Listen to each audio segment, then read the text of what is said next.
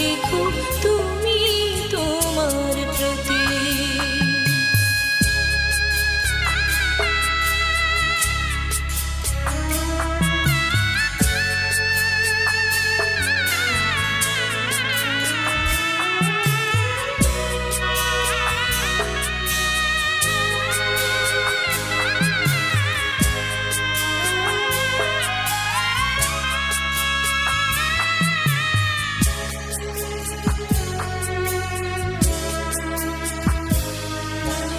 Office যাবার সময় যখন থাকবো না আর আমি, চশমা নিতে ওষুধ খেতে ভুলো না গো তুমি।